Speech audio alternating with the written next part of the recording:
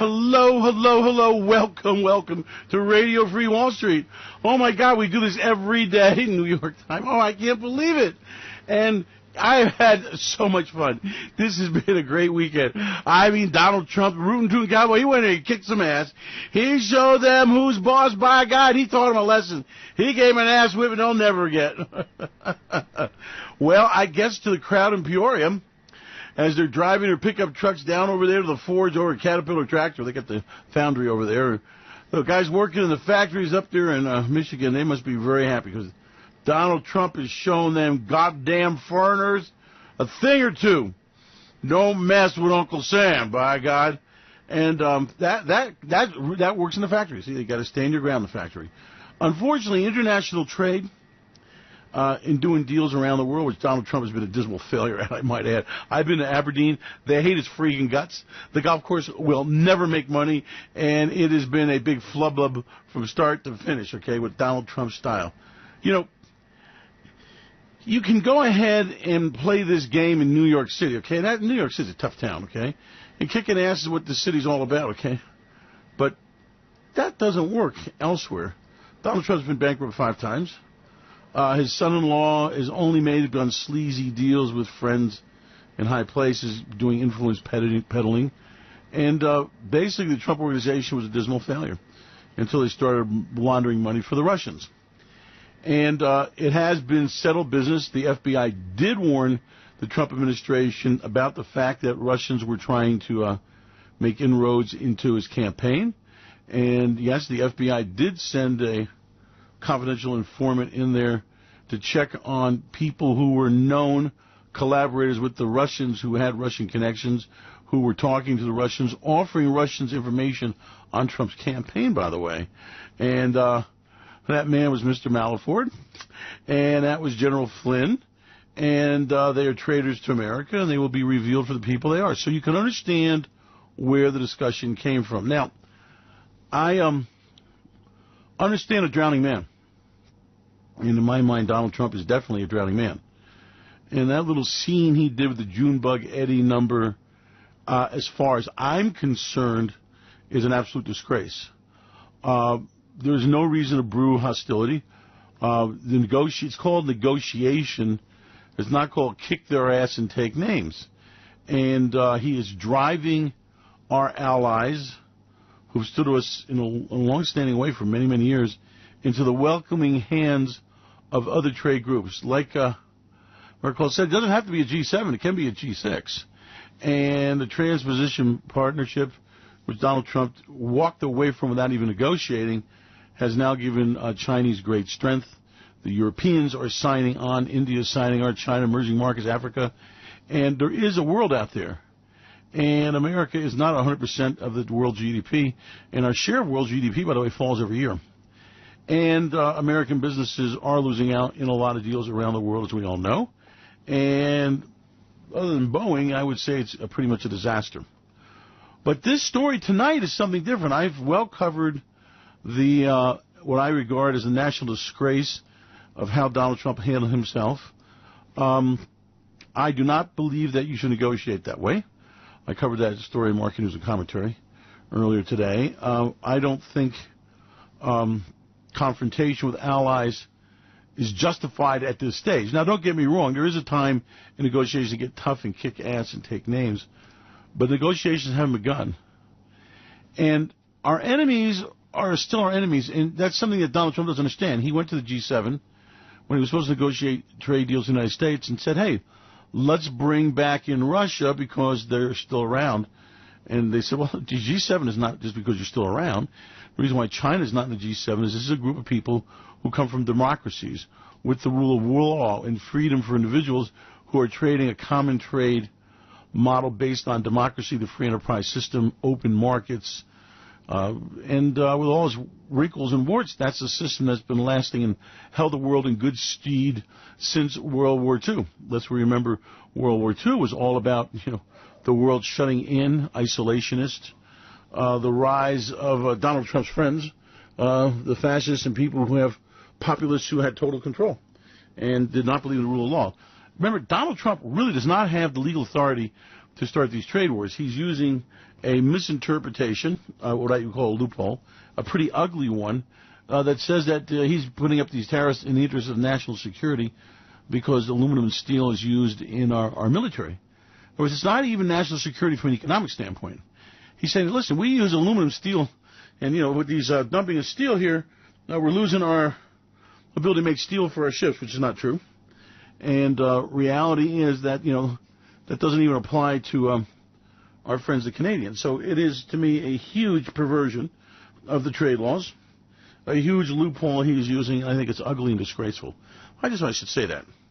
And do I think it's going to earn up well? Yeah, it's going to end up real well for a guy like me. And for you, if we understand how to trade it, and I do understand the trade, and I'd be glad to show you how, well, it's worth a fortune because this is going to end up in a depression, as it has the last time, and this is going to end up in an ugly world, and you are now giving Russia and our good friends, the Chinese, the opening they need, okay? Donald Trump's on his way right now in airplanes, as we're speaking, flying to Singapore to kiss Kim Jong-Numchuk's ass. You do not give a dictator like that a photo op. I want to see if he's going to be shown shaking hands. You do not let him have an equal status with the President of the United States. Bolton and those guys should be the ones sitting there negotiating with him, not the President. So he's diminishing the status of the office, which is okay, because Donald Trump will not be a president forever. And Donald Trump, as Schumer said, Trump's turning our foreign policy into an international joke. And absolutely, positively, that's true. And absolutely, positively, this is going to end up very, very, very ugly.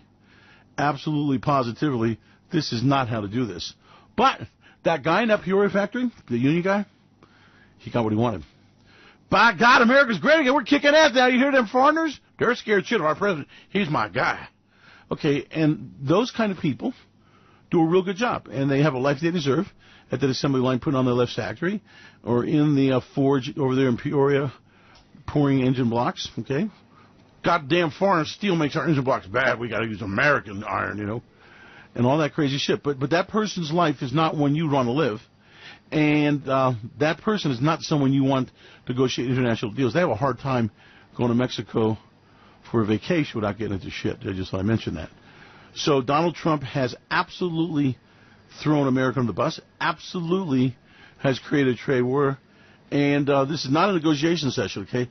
See, when it starts getting personal, these kind of things, and I've been there around negotiation tables in minor trade, not in big ones, but pretty significant trade deals. And I can tell you that in negotiating with the World Bank and USAID and foreign governments, there is a level of, how can I put this? There's a level of confidence that everyone's going to come away with a little piece of the prize, okay? And if they like you, it really makes a big difference, okay? It really does. Now, I'm not saying you have to kiss ass and do it, but, go ahead and bring them in one of those little boxes from one of those fancy Gucci Goo stores. Always helps. Having relationships, meeting in Panama for dinner helps. The idea that we're going to do this from a confrontational style, in my experience, I've seen trades negotiations fall down on stupid things because the wrong people are involved saying the wrong things, and they don't come back together again. Now, little known because there's been so much noise with Donald Trump, not really reported widely, was that China has hosted Russia and Iran at the same time we had the G7. And I call that the C5. And the C5 is going to be a block of countries that are sanctioned by the United States or have hostility to the United States or are hostile to the United States and don't have our best interest at heart. So those countries would be China, which definitely wants to slit our throats and drain the blood out. Putin, who dreams about the day of reconquering Europe. Venezuela, who really wants to bring socialism and their corrupt system throughout Central America, and China and Russia want to help them. And let's see, let's throw in there Iran, that really wants to sit there and watch America be nuked, even if it reaches their annihilation. And Kim Jong-Numchuk, okay? So those are the C5. Now, they all have a lot in common, and that is that they got a real problem with the United States and sanctions. They have a real problem in that they hate our guts. Their system is different than ours, and their system is not based on freedom, rights of individuals, or freedom. It's based on totalitarian, complete and total control. They are our enemies. They will never be our friends. We will fight a nuclear war with them, and it will devastate. And in that war that is coming, 600 million people will be fried. About 400, 500 million initially, a couple 300 million dying a miserable death of radiation poisoning and starving in the riots afterwards. And these guys know that and are preparing for that. Now, what's happening is that they're playing a very smart game, and Russia's going, well, you know, we don't have to be enemies. And after all, I am supplying natural gas, and with America, who do you want supplying your natural gas now? Trade sanctions, trade war maniac Donald Trump, or me? I've never shut off Europe's natural gas. Donald Trump is going to get around to that sooner or later. Canada's sitting there going, holy shit, what is going on here, okay? They're already starting sanctions with softwood products, including paper and lumber, which is at a record high price. And all of a sudden, it's starting to go. Mexico, has a real problem. They got a lot of really young, hungry, desperate people that want a piece of a good life. They got a drug trade that is supported by Americans, paid for with American money. Hello? And that is getting uglier by the day. So we've got these situations that are just not that quite clear, okay? Now, China is putting together the Silk Road, which you may not understand what that is, but what that is going to be is a trade route that tries Asia to Europe, okay? And bypasses, I might add, America in every way, shape, and form, and very clever on their part, is sanction-proof. Okay, doesn't ply the air, doesn't ply the seas, direct route and a direct route. Now, I'm enough of a trader to tell you that that's a big shit, okay? And I can tell you that the vast amount of cargo is moved in the world by boat, by ships at sea. But the second biggest movement is by train. And that is a very clever move that no one's paying attention to. Now, remember, you've got the Transposition Partnership, which the conservatives made a disgrace out of, and we're actually idiots. Well, it's a hierarchical deep state conspiracy to tap. It was okay. It's a trade agreement. You get to sell your shit. See, that's what it's all about. Now, you can have the best widgets in the world, but if you're isolated out of a market, there's always someone else making misery. Like I've said to the people around me, no one has the dream life of having no competition. That's just not how the world works. And we're now in a situation where we are driving the markets of the world to saying, how much of U.S. trade do I have to have and what's worth the price? As we speak, Mexico, which has got those factories down, are saying, we can compete in the market in China, India. We can go into Africa. We can really explore the South American market. Maybe we were a little lazy in not looking at those markets before. And then all of a sudden people are going, well, U.S. got trade sanctions against us anyway. We might as well steal U.S. technology. We can manufacture it better than they can on their machines in our factories. They put them here. And we have their technology because we made them give it to us. We don't have to be so nice anymore. So it's an ugly game, and an ugly game getting uglier by the minute by a president who, in my humble opinion, and it'll be your opinion too, I assure you, is absolutely destroying relationships in ways there's no way of it. Now, I'm all in favor of kicking ass and taking names, okay? It's fun. And I call it a party. But whenever I get into a war, the question I ask myself is, what happens if everything goes right? And what happens if everything goes wrong? What's my disaster master? What is the side of this thing that's going to get ugly? And all of a sudden, when you do that calculation, what's going on with Donald Trump, I don't see an upside. We don't have a negotiation for a position of strength, okay? There are places to go and things to do and other deals to be done. And the world's realizing that. They're kind of saying, well, okay, our Alberta Sands oil have been going to America, the refineries in the Middle East. But what happens when Donald Trump goes flaky on us and that oil doesn't flow there? China bought a pipeline company and is going to race like all hell to get a pipeline to Pacific. And then they're going to say, Midwest refineries, that's the only thing that's keeping them open, by the way. maybe, maybe we don't have our little quota's a little tight right now, and we'll get back to you. And what happens when the pork producers lose one of some of the biggest pork markets in the world, which are Mexico, which is a huge export for them, and China? The Chinese go, might be someone else that can figure out this raising of pork technology. It can't be that complicated. And other people go, well, yeah, we might want to expand our pork operations because, if America's not going to supply it, we'd be glad to.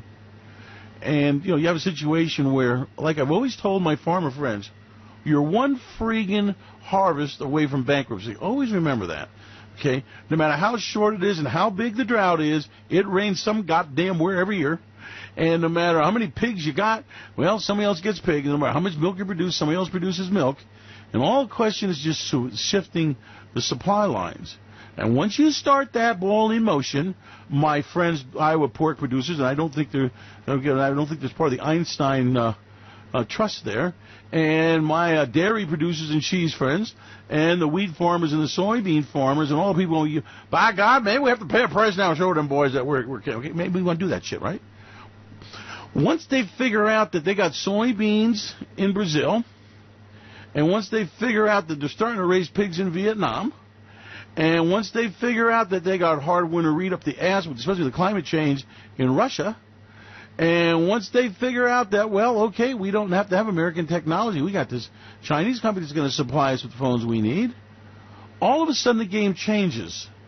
And Mr. Trump, you idiot, as his hand-picked Secretary of State said, moron, well, it was his own guy, moron, you're going to destroy trade relationships and take a long time to build. Now, let me give you a couple stories. We used to import rice into Central America, okay? It was on a subsidy program. And it was a very complicated deal, okay? Rice from America, in fact, in Arkansas. We loaded containers, and once we established that rice import business into Latin America, it was a pretty damn good business. Now, what happened was U.S. started screwing around some of the trade things, and all of a sudden, we lost that business. And other eager producers came into it, and we couldn't get it back. Okay. Another thing is we used to supply feed, and from a company called Wrangling, and they were a feed supplier of shrimp feed and fish feed, and that was a business that we helped create in that part of the world, as a matter of fact. And I can tell you that what happened was Wrangling started screwing around, and the protein levels started changing, and all of a sudden feed producers popped up in those locations. It's very, very easy to lose trade and very, very hard to get back, okay? It's one of these situations that, they want to buy American. You back up against the wall, then all of a sudden they go, well, what is our alternative? Well, how do we go somewhere else? And Mr. Iowa pig farmer, you are not going to be able to put that position, the Humpty Dumpty, back together again. And Mr. Grain farmer, where you're scratching your ass trying to figure out whether you want to grow soybeans or corn, remember that the Corn Hall program is a failure, and that's the only thing keeping you alive, and that ain't going to last much longer, no matter what Donald Trump does. And Mr. Steelmaker, people using steel, okay, Nucor is not going to supply you with the steel you need or the spec, and they're going to gouge you on price, and all of a sudden your core material is going a lot higher, and you're going to suffer. So as we scratch our ass, wave the flag, make America great again, understand this is dipshit, stupid-ass stuff by a man who has never been involved in natural trade and never been involved in negotiation. Everything he's touched, he's turned to shit, except for the fact that the Russians came and laundered money through his Soho projects to save his ass. Okay? I saw what he did with the casino, and it was the biggest screw-up, goat rope, idiot, shithole runaround travesty you have ever seen. The investors were really pissed, and rightly so. Funny what they don't tell you even on CNN. Now he's been through an administration. He's chewing up people and spitting them out. He's got vile, hateful people and replacing good, hardworking, thinking people with the idiot brigade from the clown car at the circus, okay? They go, oh, we were in the clown car now, but in Ring 4, but now we got a job in our Nicholas gig. We're part of the clown crew in the White House. And Donald Trump has demonstrated to you clearly and emphatically how screwed up in the head he really is, how loser-boozer, I don't know what he's using, maybe a lithium user, that is absolutely going to cost us dearly. You do not, you got bad trade. You know what's worse than a bad trade deal? No damn trade at all. Because let me tell you, as a businessman, if I got a deal, I can always finagle it. If I got a deal, I can always massage it. If I got a deal, I can always go to the table and go, look, I got a little problem here. And I can always find a solution. Deals are always in flux. Deals are always in renegotiation. You know, the art of the deal truly is that there is no art of a deal. It's a deal. The art of a deal is it's always in flux. And sometimes a good deal, and sometimes a bad deal. But the secret to a deal, the secret to the real deal is always have a place at the table. Okay? Always have a seat in the room. Once you're not in the room and you're in the hallway, someone else is making that deal. And it ain't your deal. Now, all this bullshit is crazy stuff, okay? These tariffs have existed for 20 and 30 years. They were worse. They are unfair, but they were unfair for a reason, because we were eating their lunch, okay? If the truth be known, U.S. manufacturing might devastate the world, okay? We were the really nasty people, wiping out businesses like China's doing now, okay? We had our turn to switch. Now we're devastating the world with our technology, okay? With artificial intelligence, with this whole new three-dimensional cameras, facial recognition, self-driving cars. That is American technology, okay? And we own it. And what we didn't own, we bought, by the way, because our Silicon Valley people are a lot smarter than Donald Trump. Now, we are going down a road here that is all about the fact that the President of the United States did collude with the Russians during the election. And the Russians did help swing the election. And everyone else colluded with whoever they could anyway. And elections are all about that, okay? Elections are a microcosm of the nasty shit world we live in, full of liars and cheats and scoundrels, and people who will lie, cheat, steal, and do anything. And when it comes for a grab of power, they do it even more. Boo-hoo. Boo-hoo. He got elected fair and square. I've never seen a fair and square election. I was in Chicago when Daley delivered, where Daley was there, and I can tell you they never had a fair election. I can tell you that they had aldermen in every district, and they had somebody to sign everything, and it was a payoffs and vote getting and gathering and tricking the machines and all kinds of shit. I saw it with my own eyes. No one's going to tell me differently, and that takes place in America. I saw it down there with the country folks, okay, in old Newton County, how they did the politics there. So I've seen it all over the world. I also saw it in Harris County, too, in Houston. So don't let them shit you. There are all these elections have all kinds of shit going on, all kinds of cold war. You might recall the election with Bush. Remember in Al Gore, when he went with the hanging chads? Well, that shows you, and that was, and by the way, Gore got ripped off for the election. There's no doubt about that, okay? That's life, okay? That's life. That's what happens. You win, you lose, you play the game. But you play the game, okay? Now, Donald Trump is taking us down a road where he's making imbeciles of us. He is absolutely, and I'm telling you, the conversations next week among the European leaders are, well, Donald Trump, as they said, is not going to be president forever, and they're going to figure their strategy. And they will figure a strategy that will not be for the benefit of the United States of America, okay? And you have got the Chinese are sitting there going, well, we may not agree, but we sell you a lot of stuff. Let's talk. And they're going to consider their options, okay? Now, Europe has survived 3-4 continental-wide wars from the time of Napoleon, and they are pretty sharp traders also. The English have, have basically, done trade from the seas. They opened up trade, I might add, and they're leaving the European Union now looking for a trade home. They will find a place. It may not be America, but they will find a place. So this is really freaking stupid. And the horror of all horrors to me is the Chinese and the Russians and the Iranians having a summit. And that's sending a message that no one paid attention to, at least in the Trump administration, because the two is making sure they got Grecian Formula number 9 so El Presidente can keep his orange hair. I mean, does it look like a clown show to you? It certainly does to me. Makeup department and everything else. So that horrible picture of Putin with China being a military review, okay, is a message and a wake-up call. Because we did a good job splitting Russia from China. And now they're going back together again. And I might add, China is moving on the entire Pacific Ocean, South China Sea, and they are moving very quickly, and we are not stopping them, and everyone is paying attention there. And they're moving into Africa, which we have ignored, and they're moving into Latin America, which we have ignored. And Putin has his designs on Europe, and Putin is in the Middle East, okay? Look at a map. It's really very close there. Putin's moving in the Arctic Circle. Putin is making great inroads in Syria. He's making great inroads in Turkey. He's making great inroads in Iran, and everyone should damn well be worried. Why? Because he understands that bridge of oil coming to Europe, okay, especially natural gas, has got to go through Turkey. And he understands the Iraqi significance of that more than we do, and he's a very clever chess player. Donald Trump ain't even playing, never mind Chinese checkers, he ain't even playing hop, skip, jump, and throwing rocks on the hop, skip court, okay? And what's happening is Iran is making a very intelligent play here. They're splitting Europe apart. Now, you've got a problem with Iran. There's no shit about it. You got a problem with Russia. There's no shit about it. And there's a problem with China. Do you want to break off from those negotiations, the Canadians? Do you want to break off from those negotiations on your part, the Europeans? Do you want to break off from those negotiations, Latin America? Because that's what you're doing.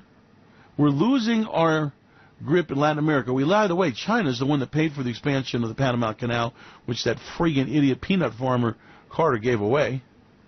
And it's becoming another trade route. So if you want to talk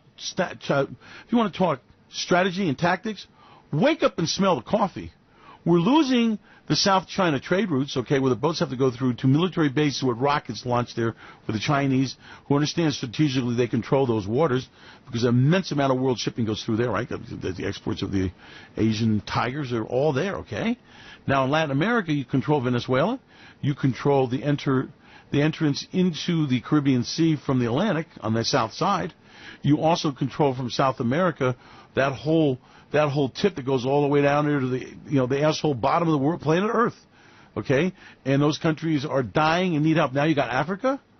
Well, that is the world's mining capital of raw materials, and we were basically walking away and giving it to them, okay? And it doesn't take much bearing gifts to make friends in Africa and win influence, okay? Again, we're walking away. Now we're pissing off China to the north. We're losing Europe. Scandinavian countries are all in here watching this thing. We are losing our strategic edge, and we are letting new power blocks there. And let me tell you about money, and let me tell you about trade. They don't give a shit how you vote in the last election. They don't give a shit if you're a patriot or a Democrat or a Nazi or a commie. They have the business of money. And don't let anyone shit you. It's all about the do-re-mi, okay, Ho Chi Minh. It's all about who's got the goods and who can deliver it. And Donald Trump forgets to understand there is no preordained right to trade. And yes, America is a huge market. But when we go in the next depression and the next recession, it ain't going to be a huge market.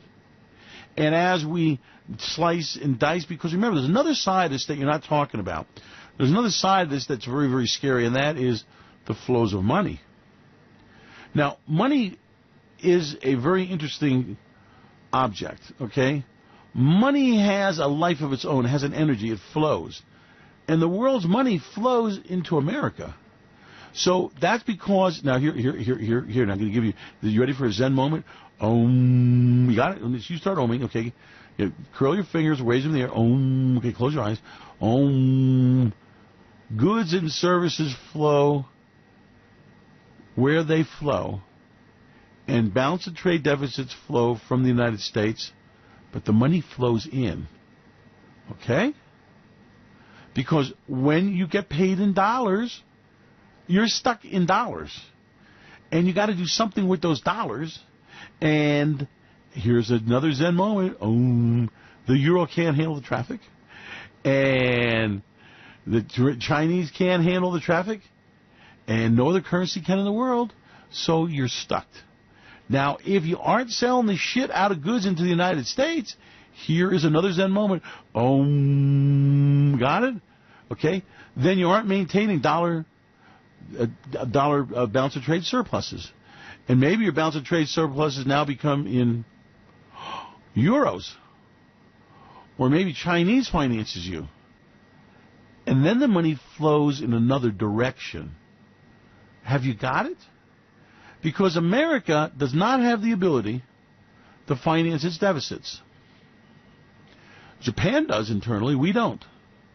So although we are the big rootin' tootin' cowboy superstar stud, kick-ass mama, 2-ton gorilla on the block, well, that gorilla's got to be fed bananas. And he ain't got no banana farm. So somebody's got to send him the bananas.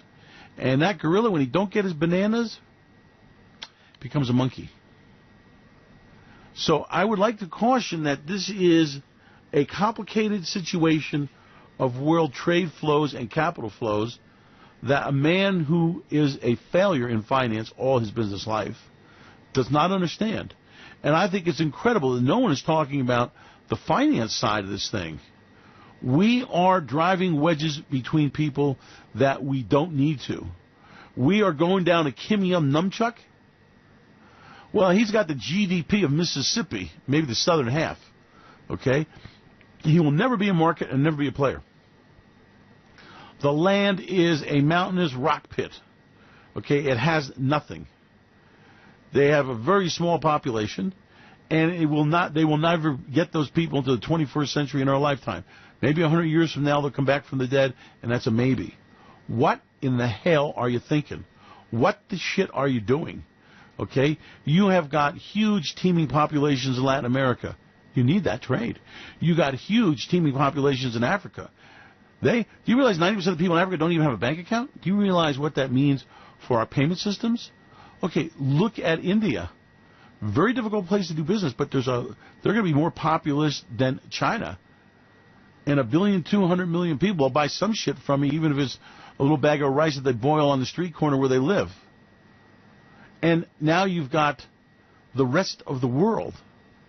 And the rest of the world is changing. Duh. And they aren't going to wave an American flag. And they don't believe in God and apple pie. And they don't give a shit who kneels at the football game. Okay? And they want to consume. And they want to consume internet content. And they want smartphones and devices. And they want our technology. Now, I don't give a shit if we sell them our technology, which is sourced from a factory in Pakistan or a factory in India, because we make the money, they make the shit, okay? You understand that? And that is the simplistic, idiotic president of the United States who wants to convince you that a coal mine is our future. And this is the freaking idiot we all elected who is a congenital moron who should not be in the office of President of the United States, who believes in making steel great again because his pollsters have told him that the steel-producing areas of Pennsylvania is key to him. And he wants to make manufacturing great again because he's worried about Ohio and Michigan and the states that he knows the Democrats don't have a position and don't need it, okay? This is what this is all about. So you let this idiot destroy your life. You deserve it, okay? Now, what happens when Donald Trump's collusion, and he did collude, and don't let Fox News make an idiot out of you. Of course he did. Come on. Oh, Manafort was a close friend with the Russians. He acted as a Russian agent. He had debts to Russians, but he didn't have any of those connections when he ran Donald Trump's campaign. You believe that shit? Are you going to let them make an idiot out of you like that? And they had a meeting with known Russians, and you want to believe it was about adoption agencies? With a man like Putin, you think he gives a shit about babies? Come on. Come on. Oh, the FBI's full of Democrats. So? Shit. Well, so? So? Okay, so's the military. So? You're going to fall for that shit? Oh, they had a spy? You don't think the FBI and the spy agencies don't have spies up your ass everywhere? You can't take a shit on your cell phone without them turning on the camera. Okay, let's get really real here. NSA has fiber optics from every data backbone in the world that runs through their computers first. Okay? You don't think they're vacuuming up every shit and message you've sent? Come on now. How stupid. Oh, they had a man in there who's a confidential informant. Well, shit, they had a hell of a lot more than that with the intercepts, with Manafort running back and forth to Russia and Flynn. Hello, hello, hello. It is amazing, isn't it, how they can make an idiot out of you if you really are not careful. Of course they spied on the campaign. You don't think they had people up the ass in Hillary's campaign? Of course they did. Of course they did. That's their job description. Spy on everybody. That's how it goes. J. Edgar Hoover had master files, and everybody's saying, well, your son was smoking pot here, Congressman, and we got our appropriations coming up. Come on. Get real, smell the coffee, wake up, get out of La-La Land and Zombie Land because she's a pretty little girl with tits that she wants to show you, wiggle waggles in a slinky chair. Isn't it interesting that in the old days when you had ugly men that were doing the news, they were behind big ugly desks? Now, you got these slinky little blonde babies, and they're sitting there behind, they even have glass tables so you can check out their thighs and swinging their hips around and all that shit. Get real here. They are playing us for idiots, all of them. The problem you got is that at least you had, even with Mohammed Obama, who was a disaster of a president, at least you had some sense of civility. But that's gone now. Okay? And there is some sense of propriety. And there's a sense of portion. Okay? So I find myself waking every day saying, what crazy shitting thing is Donald Trump going to do today? Because we don't get a programming guide. At least with TV, today's a TV guide. You know, you could know about who the guests were going to be and what he was going to do. But now it's all up in the air, and this shit is getting crazier and crazier, and it is more and more divisive and destructive. And I'm going to close with this because this is your Zen moment. Now you can stop. You can stop roaming, okay? Because the Chinese are going to take advantage of this shit, and the Russians are going to take advantage of this shit, and the Iranians are going to take advantage of this shit. And the Venezuelans and all the people around the world, including Cuba, that are pissed off of us, that have a different agenda. And they have a different society and a different way of life. And what you are doing is driving the world into their hands because guess what? Mr. Iowa Farmer, they can figure out how to make a goddamn pig grow just like you can. And Mr. Illinois Grain Farmer, they can grow soybeans and wheat and corn, okay?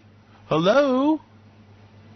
And Mr. Wisconsin Dairy Farmer, you ought to see the beautiful herds they have in the Netherlands, and they know how to feed, and they know how to silage, and how to milk them, and they have the technology. They got computer chips in the tits like you do, and monitoring the flow, okay? So you don't have an edge. You don't have Mr. Carr slap in the stock absorber, dude. Well, they got guys that can slap in the same stock absorber just as quick as you have, and maybe quicker, and for a hell of a lot less money. So it's time to wake up and understand that coal ain't shit. And it's time to wake up and smell the coffee and realize that agriculture is not going to be the bold new future because with weather pattern shifts, huge amounts of land mass mean that the grass crops, the weeds can grow in places they couldn't grow before. And it's time to figure this out. And as a smart person, as a smart farmer and businessman, you change with the times. You adapt your model. Well, by God, I've been in a coal mine. My granddaddy was in a coal mine. My great-great-granddad was a coal mine. That's all I do is in a coal mine, and my son's going to be in a coal mine. Really? Really, Mr. Idiot? Yeah, I'm in a factory here, and I put on shock absorbers, and it's my right to put on shock absorbers. I know. Oh, really? Well, let me tell you what's going to happen to you, Mr. Coal Miner. Because Donald Trump ain't forever, and coal consumption dropped 38% since he's been in office, I would like to add. And Mr. Steel Guy and Mr. Factory Guy, here's a news flash. They're going to bundle you up and give you chump change and send you home and give you a couple $1,000s a month to say, be nice and be quiet. Because you ain't going to have no job. They are not going to retrain you. They're not going to redeploy you. They're going to shit on you. They're going to take your house. They're going to take your pickup, take your money, and you will live on a stipend. Okay? They do that in Russia all the time. And that's Donald Trump's model. So if you want to buy this shit, what you're doing is voting for the guy that's going to destroy your life.